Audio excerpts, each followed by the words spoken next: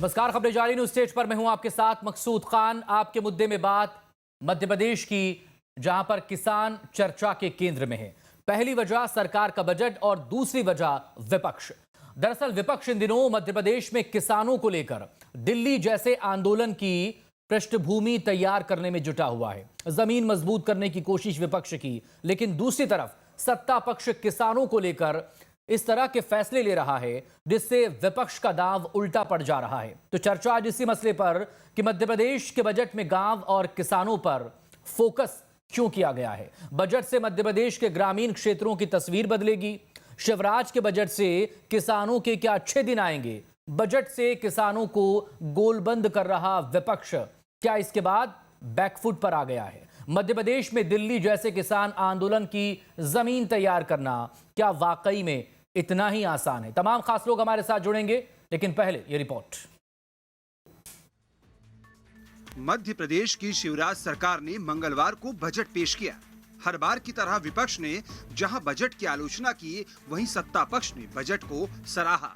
हालांकि इस बार के बजट की जो सबसे खास बात रही वो ये कि शिवराज सरकार ने बजट में गांव और किसानों पर ज्यादा फोकस किया है। और सिर्फ बजट ही नहीं, बल्कि बजट से पहले भी शिवराज सरकार लगातार किसानों पर मेहरबान दिख रही है।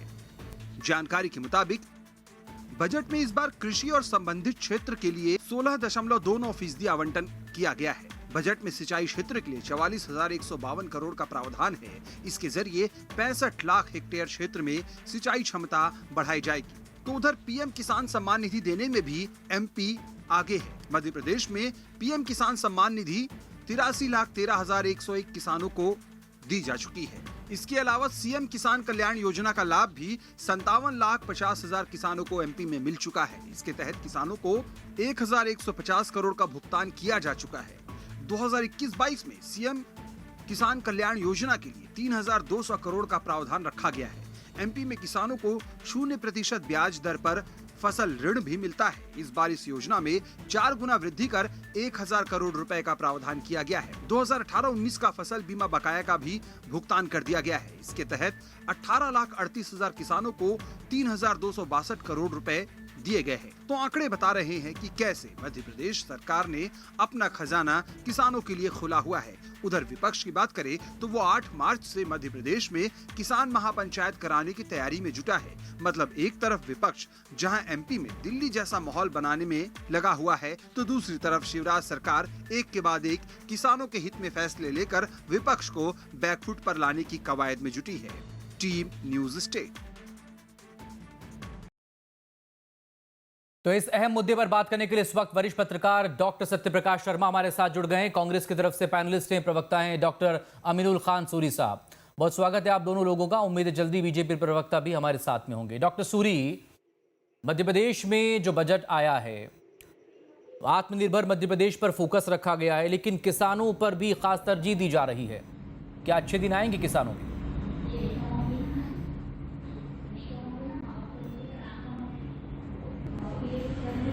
देखिए, हम तो आशा रखते हैं कि किसानों के अच्छे दिन आए। किसान इस देश में इस समय सबसे ज्यादा परेशान है।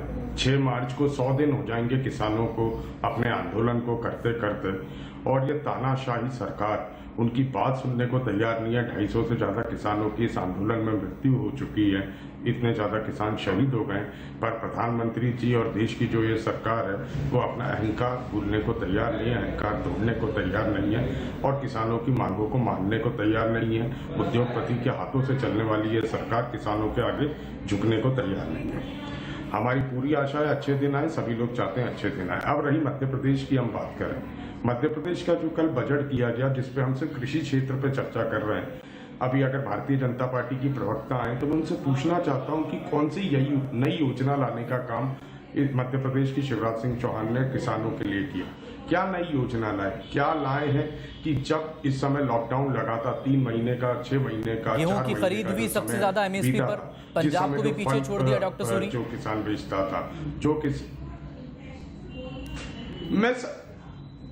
मैं एमएसपी का भी आ रहा हूं, आपका वो भी जवाब दे रहा हूं। सबसे पहले तो मैं लॉकडाउन की बात कर रहा हूं। जो फल थे, फिशरीज थी, पोल्ट्री वाले थे, जो 3 महीने में दूध वाले थे, जो किसान ये सब चीजों में था, जो ये पोल्ट्री का बिजनेस था, डेयरी का बिजनेस था, इन लोगों के लिए क्या लाई सरकार जिनका 3 महीने में इतना नुकसान हुआ था? बजट में इनको लेके कोई कमी नहीं है। और रही बात जो एमएसपी की कर रहे हैं, आपने एमएसपी की बात की तो उसको सरासर गलत कल ही बता दिया गया जब एक वीडियो वायरल हुआ जो मुख्यमंत्री के खुद के जिले सीहोर के अंदर एक मंडी में एक व्यक्ति, एक किसान को एमएसपी के नीचे की प्राइसिंग दी जा रही थी वहां पे, और उसने सुसाइड करने का प्रयास किया था। वो वीडियो आपने सामने देखा कि ये सरकार दिखा क्या रही है, कर क्या रही है और धरातल पे क्या है। इन तीनों चीजों में बहुत ज्यादा फर्क है। ये सरकार वो है 16 लाख किसानों से गेहूं खरीदा गया है डॉक्टर सूरी। 180 करोड़ रुपए डकार लिए किसानों को जो मिलने चाहिए। 15 लाख किसानों के खाते में फसल बीमा योजना का पैसा गया था लॉकडाउन के दौरान। परेशान है क्यों किसान आत्महत्या कर, क्यों किसान आत्महत्या करने पे तैयार है? जो फल सब्जी बेचते थे, जो फल सब्जी उगाते थे, उनके लिए क्या हुआ? पोल्ट्री फिशरीज को बढ़ाने के लिए कौन सी स्कीम बजट में आई है? आप बताइए, फिशरीज को बढ़ाने के लिए, पोल्ट्री के लिए कौन सी स्कीम है? बताइए, आप भी बता दीजिए मुझे। अभी जब तक भारतीय जनता पार्टी आ गई ना, बीजेपी प्रवक्ता आ गई हमारे साथ नेहा बग्गा लेके आएगा। आपने स्कीमों के नाम बदलने का काम किया, बताएंगी वो आपको। आप कंप्लीट करें फिर वो आपको बताएंगी।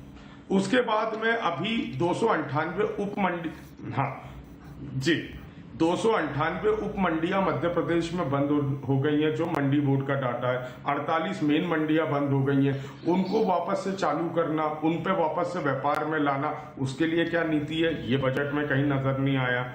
बजट कहीं ये बताने को तैयार नहीं हो पाया। मैंने अभी फसल बीमा योजना की भी बात की थी, जो किसानों के 178 करोड़ रुपए डकार लिए गए। वो क्यों डकारे गए? जो स्कीमों के नाम बदलने के काम किए गए, जैसे जल जीवन करके एक नई स्कीम को लाने का प्रयास किया, जबकि यह जल प्रदाय और नल जल स्कीम का नाम बदलने का काम किया।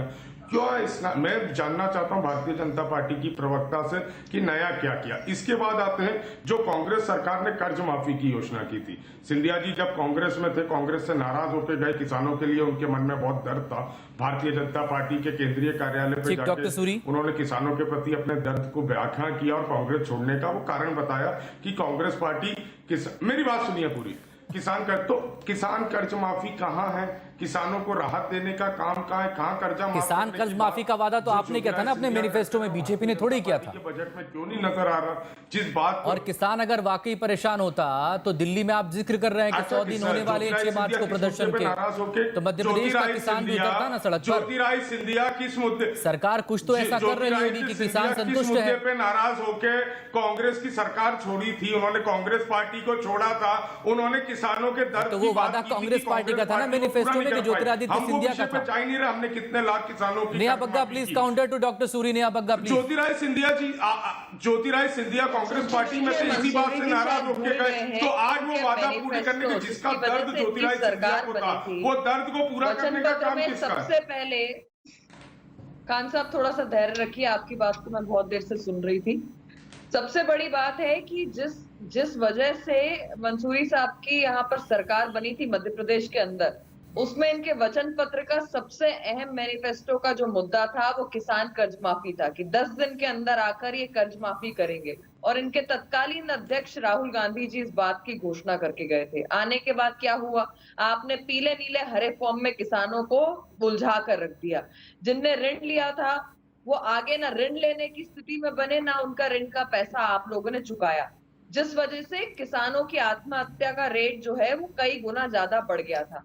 आज सवाल ये है कि अगर बजट में माननीय शिवराज सिंह चौहान जी ने, माननीय वित्त मंत्री जगदीश जी ने अगर सबसे अधिक प्रावधान किसी के लिए किया है तो वो कृषि के क्षेत्र में किया है, किसानों के लिए किया है। 43% का इजाफा हुआ है। क्या खान साहब आप इसकी जानकारी आपको नहीं है तो मैं आपको बता देती हूँ। अगर आप देखेंगे तो तमाम सारी योजनाएं जिसमें सबसे ज्यादा बल देने का काम किसानों की प्रोडक्टिविटी पे है, क्योंकि मुख्य जो सरकार की मंशा थी वो ये थी कि हम 5-6 क्षेत्रों में सबसे ज्यादा ध्यान रखें, दवाई पे, कमाई पे, सिंचाई पे, सुनवाई पे और कार्रवाई पे। और इसको देखते हुए कृषि के क्षेत्र में सबसे अधिक ध्यान देने का काम किया है। योजनाओं को ज्यादा से ज्यादा बल मिले, इसके लिए बजट में सबसे ज्यादा प्रावधान किया गया है। चाहे अटल कृषि ज्योति योजना हो, चाहे पीएम फसल बीमा योजना हो, किसान सम्मान निधि हो, किसान कल्याण निधि हो, कृषि ब्याज अनुदान हो, आप सब में देखेंगे तो सबसे ज्यादा प्रावधान कृषि के क्षेत्र में ही हुआ है, क्योंकि हम ये चाहते हैं कि किसानों को एमएसपी पे नहीं बल्कि एमआरपी पे मिलने लगे उनका जो फसल का पैसा है उसको। आप देखिए कि जब आपकी सरकार गई और जिस कोरोना पैंडेमिक में गेहूं का उत्पादन का सबसे अधिक खरीदी करके हम देश में नंबर 1 पर आए, तो वो मध्य प्रदेश का किसान बना, माननीय मुख्यमंत्री शिवराज सिंह चौहान जी की तरफ से बना। अगर किसानों के कल्याण के लिए उनके सम्मान ऋषि के तौर पर अगर प्रधानमंत्री 6,000 रुपए देते हैं, तो माननीय मुख्यमंत्री जी ने उस पर 4,000 रुपए और जोड़ दिए। आप जिस तरीके से किसान को गड्ढे में फेंक कर चले गए थे, किसी प्रकार की आपदा आई, सूखा हुआ, पाला हुआ, ओला हुआ, आपने उनका पैसा रोक कर रख दिया। उसमें 8,000 रुपए डीबीटी के माध्यम से माननीय प्रधानमंत्री, माननीय शिवराज सिंह चौहान मुख्यमंत्री जी ने देने का काम किया है। ठीक। तो कोरी राजनीति करना मकसूद जी। अब जो किसान दिल्ली में बैठे हैं, धरने पर बैठे हैं, उन्हें कांग्रेस से कोई लेना देना नहीं है, फिर भी ये बिन बुलाए मेहमान बार बार वहां पहुंचने का प्रयास करते हैं। आप मुझे ये बता दीजिए कि मध्य प्रदेश में कौन सा ऐसा किसान आंदोलन है जो इनकी तरफ से स्थापित हो गया, या कौन से ऐसे किसान है जो सामने आ गए। चलिए मध्य प्रदेश छोड़ दीजिए, हम उन राज्यों की बात कर लें जहां पे इनकी खुद की सरकारें हैं। पंजाब एक को छोड़ दें तो आप राजस्थान में बता दीजिए, छत्तीसगढ़ जो हमारा पड़ोसी राज्य है वहां बता दीजिए कि कौन से किसान ने चक्का जाम कर दिया, कौन सा किसान आंदोलन पर बैठ गया, कौन सा किसान आवाज उठा रहा है। ठीक, डॉक्टर सूरी से इसका जवाब लेंगे, लेकिन पहले डॉक्टर शर्मा से एक सवाल कर लें। नहीं, आपके तमाम सवालों का जवाब लेंगे डॉक्टर सूरी से। डॉक्टर शर्मा, किसानों की गोलबंदी की जो कोशिश हो रही थी और आने वाले वक्त में जिस तरह के कार्यक्रम रखे जा रहे हैं ग्वालियर चंबल से लेकर मालवा तक में बड़े किसान नेता के, क्या इस बजट में जो प्रावधान किए गए हैं करोड़ों रुपए के, किसानों को इसका डायरेक्ट बेनिफिट मिलेगा, चाहे वो सिंचाई का मामला हो या बाकी और प्रावधान इसमें किए गए हैं करोड़ों रुपए के? क्या इससे गोलबंदी किसानों की जो कर रहा है विपक्ष वो बैकफुट पर आएगा? मकसूद जी, लॉकडाउन के समय में, इस पेंडेमिक में एग्रीकल्चर एक ऐसा सेक्टर रहा है जिसने देश प्रदेश की जो जीडीपी है उसको कहीं ना कहीं बढ़ाने में बड़ा काम किया है। तो ये बात पक्की है, चाहे बजट हो, चाहे सरकार के और मुद्दे हो, पॉलिसीज हो, उसमें किसान अगर फोकस नहीं करेंगे तो वो सरकार कैसे वेलफेयर में आगे बढ़ पाएगी। रही सही बात मध्य प्रदेश में, जो प्रोविजन लगभग डायरेक्ट और इनडायरेक्ट मिला के किसान रिलेटेड जो भी प्रोविजन हैं उनको अगर मिलाएं तो लगभग 35,000 करोड़ का प्रोविजन किया गया है। ये प्रोविजन बहुत बड़ा है। इसका कहीं लाभ बीजेपी को ना मिल जाए, यानी रूलिंग पार्टी को ना मिल जाए आने वाले लोकल बॉडीज के इलेक्शन में, इसके लिए कहीं ना कहीं कांग्रेस ने ये लामबंदी करना शुरू की है कि भाजपा ने जो किसान फोकस्ड जो बजट है उसको, उसका जो गेन उसको मिलना चाहिए वो शायद ना मिल पाए, इसके कारण ये प्लान किया है। दूसरी चीज, इसमें आपने एक चीज बहुत अच्छी देखी होगी कि पंजाब में जो लोकल बॉडीज के इलेक्शन हुए वहां पर आपने दोनों पार्टीज के हाल देखे हैं। ये भी कहीं ना कहीं किसान को केंद्रित करने के लिए मजबूर किया है प्रदेश को।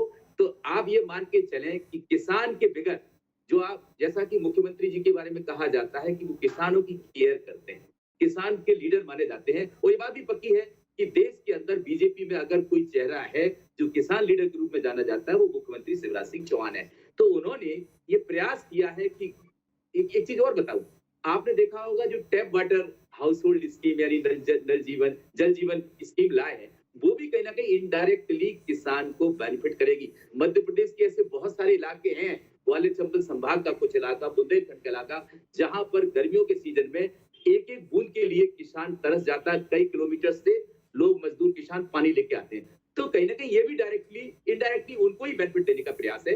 तो मैं ये समझता हूं कि कांग्रेस ये जो प्लान कर रही है शायद ये मरहम उनके लिए कारगर नहीं होगी, ऐसा मुझे नजर आता है। क्योंकि मुख्यमंत्री जी ने जो प्रयास किया है वो प्रयास किसानों को कहीं ना कहीं प्रलोभन देकर या उनको अट्रैक्ट करने का एक बेहतरीन तरीका अपनाया है। अब चूंकि विपक्ष है तो विपक्ष का भी धर्म बनता है कि कहीं ना कहीं जो चीज अच्छी दिख रही है वो चीज ना अच्छी हो। एक चीज और लास्ट में कह के मैं बात को खत्म करूंगा कि आप ये मान के चलिए कि जब भी जिस भी चीज में, चाहे बजट हो, चाहे सरकार के अच्छे निर्णय हो, अगर अच्छी बात है तो उसको सभी को कहा जाना चाहिए, बुरी बात का विरोध होना चाहिए। रही सही बात बजट की, तो बजट में कुछ प्रोविजन ऐसे हैं जो किसानों के फेवर में है, तो कांग्रेस को भी अगर अपोजिशन में है तो किसानों के लिए खुले दिल से चर्चा कर डॉक्टर सूरी, उसका डॉक्टर सूरी, अगर कुछ अच्छा हो रहा है तो उसकी तारीफ करें, सिर्फ विपक्ष में क्या इसीलिए विरोध होगा?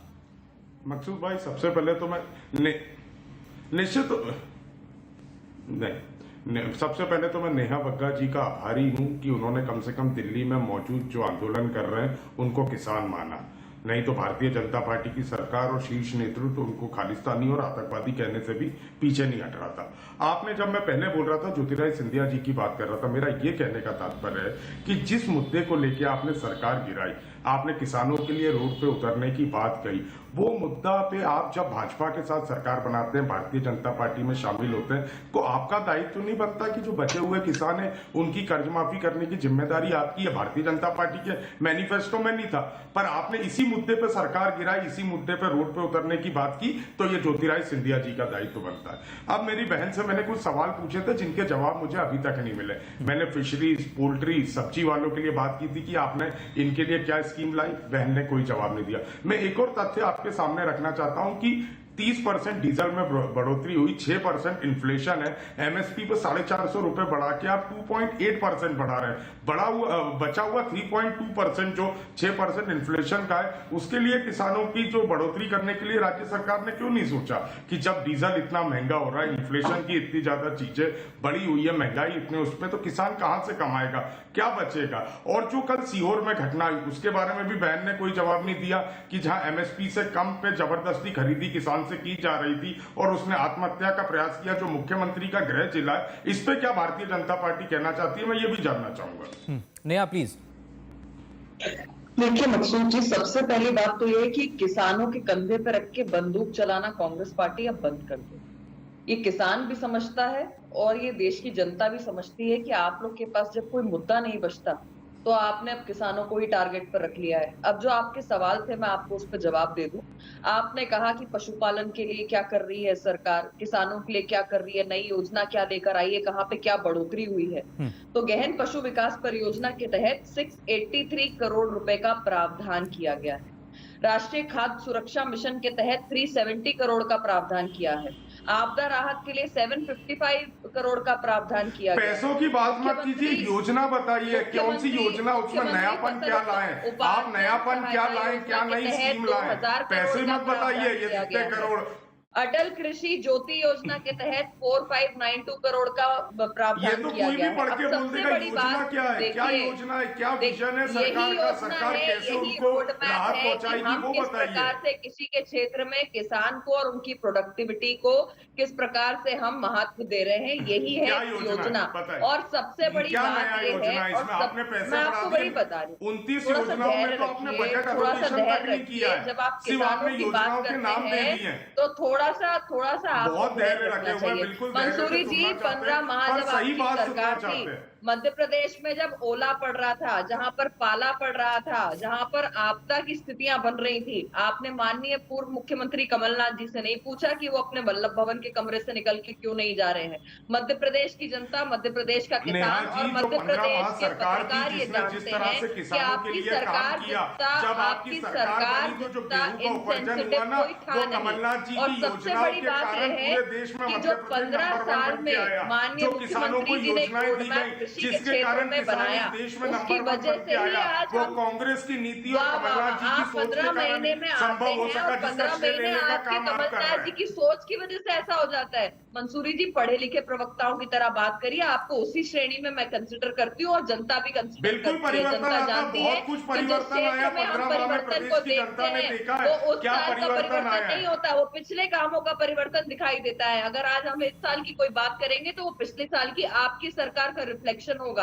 अगर हम अगले साल की बात करेंगे तो आज की 15 माह की सरकार का गेहूं उपार्जन में कोई योगदान नहीं है। आप चीख चीख के कह रहे हैं पूरे देश में नंबर 1 हुए, तो कमलनाथ जी की नीति का कोई योगदान नहीं है। सबसे बड़ी बात है कि जो कमलनाथ जी भ्रष्टाचार में लिप्त थे, जो किसी भी परिस्थिति में जब किसान मुश्किलों में था, जब वल्लभ भवन से बाहर नहीं निकल रहे थे, तो ये किसानों के जो गेहूं भ्रष्टाचार ये सरकार किस तरह कर रही है वो सबको नजर आ रहा है किस तरह से माफियाओं को संरक्षण देने का काम शिवराज सिंह चौहान की सरकार कर रही है। जो आपने कर्ज माफी की बात की थी किसानों की, और उस वजह से जो जिस किसान की जो परिस्थिति बनी, जो घर में उसको अपने आर्थिक संकट को झेलना पड़ा, बिल्कुल हमारा श्रेय है, हमने 25 लाख किसानों की कर्ज माफी की, सारे एनपीए खाते 2 लाख तक की कर्ज माफी। लेकिन कहाँ आपके नेता ही आपके विरोध में थे?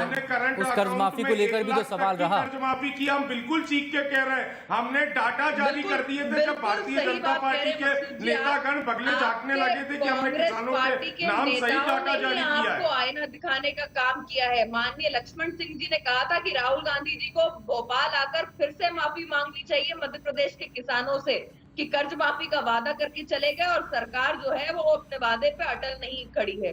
और जिस प्रकार से वरिष्ठ पत्रकार कर्ज माफी का वादा किया और उसको निभाया है, जनता के बीच में जाके निभाया है। आपकी तरह नहीं है कि जिन्होंने 2008 के मैनिफेस्टो में कहा 50,000 रुपए तक का कर्ज माफी होगी और एक किसान का नाम नहीं बता सकते। हमने 25 लाख किसानों की सूची जारी करने का और बेहतर क्या हो सकता है, आपको उसके बारे में चर्चा करनी चाहिए, आपको उसका सुझाव देना चाहिए। बिल्कुल, अब तो डाटा जारी किया है, चीजें दिखाई है, हवा में बातें नहीं करती है। लेकिन जो डेटा इस बजट का है, डॉक्टर सूरी आप बात कर रहे थे फिशरी की, 109% बजट बढ़ाया, 196 करोड़ कर दिया इसको बढ़ाकर।